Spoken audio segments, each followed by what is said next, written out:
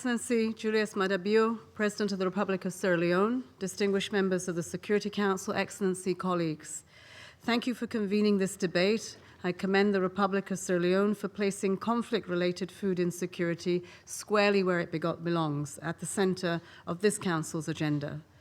Sierra Leone brings profound understanding to this debate. When you have lived through conflict's devastation, you know with absolute clarity that war destroys more than infrastructure. It destroys the ability to feed your children and your communities. Excellencies, war and hunger are often two faces of the same crises. They are a lived reality for hundreds of millions trapped in conflict zones, which bears this out with brutal clarity. Bullets and bombs obliterate the fields where food grows, the markets where people trade, the roads that connect farmers to families. And hunger strikes back with equal force. Empty bellies fuel desperation. Desperation fuels displacement and violence, and the result is instability and often the destruction of the very systems that produce food. This Council's mandate is maintenance of international peace and security, and there can be neither peace where people are starving nor security where hunger drives conflict. The evidence is irrefutable. Armed conflict drives acute food security in 14 of the 16 hunger hotspots worldwide.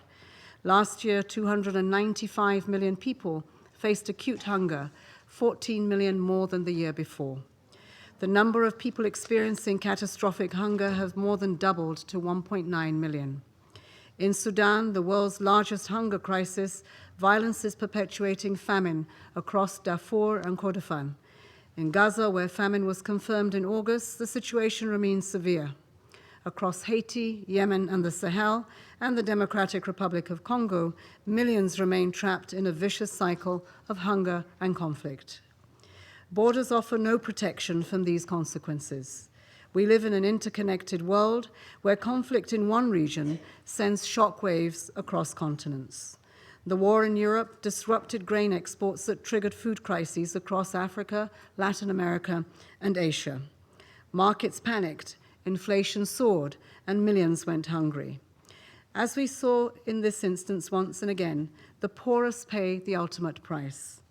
This is the new arithmetic of conflict. When food systems are attacked, weaponized, the impact is global. Food itself has become a weapon through deliberate starvation tactics, which we are seeing all too often, including recently in Gaza, but also through the systematic destruction of agricultural systems, through blockades that strangle supply, through the calculated disruption of trade flows that leaves entire regions vulnerable. The mechanics are devastating and a violation of international humanitarian law. Arms are looted and wells are poisoned.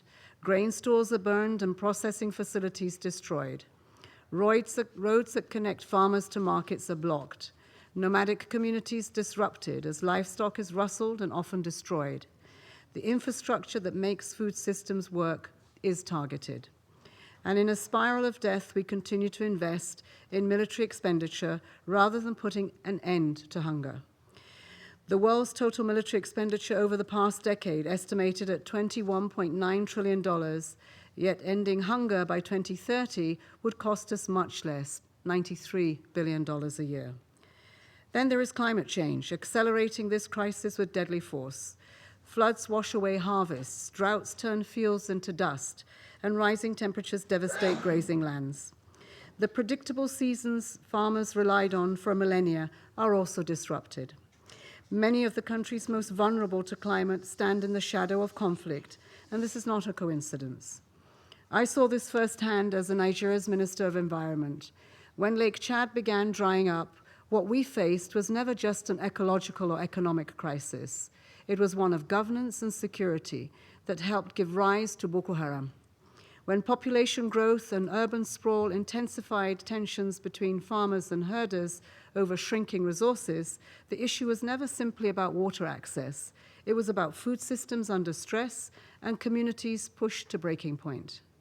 When I meet girls walking each day to fetch water, missing school in the process, it became clear to me that the challenge went far beyond resources. It touched gender inequality, education, and the future of entire communities, putting the entire Agenda 2030 at risk. Excellencies, we cannot and must not accept these examples as the new normal. The hunger conflict nexus is a strategic and existential threat, and this Council must treat it as such. We need 4 actions. First, humanitarian access must flow, ceasefires must hold, and international humanitarian law must be upheld. The obstruction, delays, and excuses that have characterized too many conflicts must end. We see the consequences in Sudan and in Gaza, where humanitarian access remains severely restricted, even as famine takes hold. Food systems that should sustain civilian populations have become battlegrounds. Humanitarian workers must reach people in need, and food systems must be protected as the civilian infrastructure they represent, farms, markets, transport routes, and storage facilities that serve as lifelines rather than legitimate targets. Resolutions 2417 and 2573, which this body adopted in 2018 and 2021 respectively, give us the framework by condemning starvation as a method of warfare, demanding protection of civilians, and requiring unimpeded humanitarian access. Years later, crises are more devastating than ever. What we need is enforcement. That means broadening engagement beyond governments to include civil society organizations that witness conditions on the ground, regional actors who understand local dynamics, and national partners who possess the leverage the international community often lacks. We must work with all of them to drive implementation and demand accountability for violations.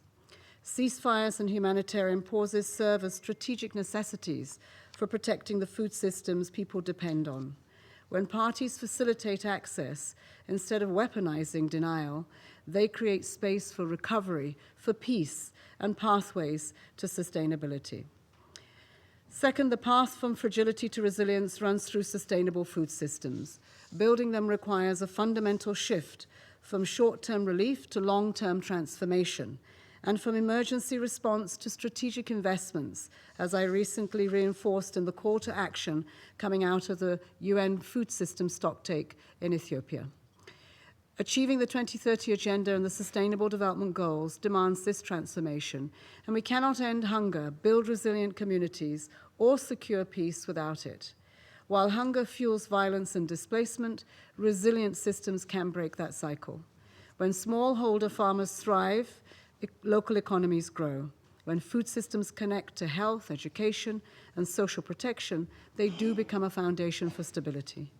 This means strengthening local markets so communities can access affordable, nutritious food, building storage facilities that protect harvests, processing infrastructure that adds value, ensuring that women and young people have ownership and decision-making power over the systems that feed their families and communities. The African Union's CAADP framework, renewed just this year through the Kampala Declaration, demonstrates this commitment in action, with African countries pledging to increase agri-food by 45% and triple intra-Africa trade while building climate resilience. Leads me to my third point.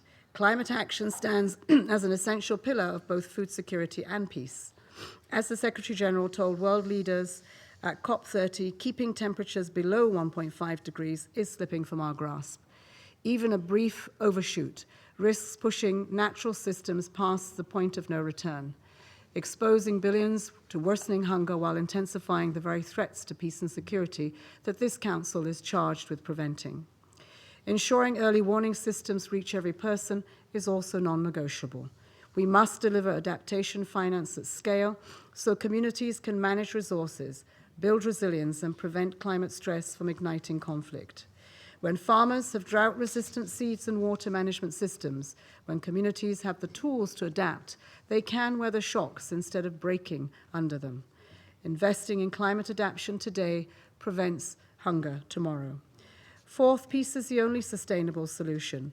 Humanitarian action saves lives today, but it cannot end war. Only political solutions can do that. Achieving lasting peace requires treating food, agriculture, and humanitarian access as strategic imperatives. That means governments, donors, and implementers working with humanitarian development peace nexus to tackle root causes of conflict, not just their symptoms. Prevention demands early investment. If we wait for famine declarations to mobilize resources, we have already failed. People have already died, and early action saves lives, protects livelihoods, and costs far less than the crisis response. But prevention also requires addressing exclusion, inequality, and the systemic absence of state services that create conditions for conflict. When when governments cannot deliver basic services, when marginalization deepens, when people lose hope, grievances multiply, and food insecurity becomes one more accelerant on the fire. This is where the nexus approach becomes essential. Thank you. We cannot address food security without addressing the root causes of conflict.